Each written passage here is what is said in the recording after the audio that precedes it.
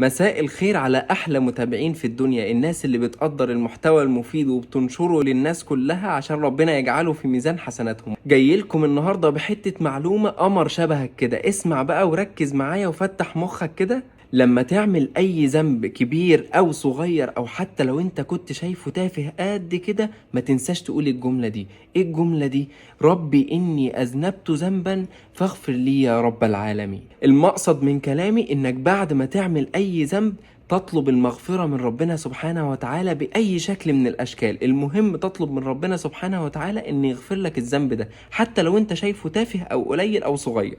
ايه اللي بيحصل بقى لما بتقول الجملة البسيطة اللي انا قلتها لك ديت، او لما تطلب من ربنا سبحانه وتعالى انه يغفر لك الذنب دوت؟ فربنا سبحانه وتعالى يقول: اذنب عبدي ذنبا وعلم ان له ربا يغفر الذنب ويأخذ بالذنب، قد غفرت لعبدي فليفعل ما يشاء. اعمل اللي انت عايزه طالما انت عارف طريق ربنا وعارف بترجع له ازاي وعارف بتطلب من ربك سبحانه وتعالى المغفرة ازاي. فاعمل اللي انت عايزه، اعمل ما يحلو لك. وربنا سبحانه وتعالى اذا طلبت منه التوبة توبة نصوحة قادر ان هو يغير حالك من كده لكده. الله سبحانه وتعالى يغفر الذنوب جميعا. اعمل لايك وشير للفيديو لو عجبك، والسلام عليكم ورحمة الله وبركاته.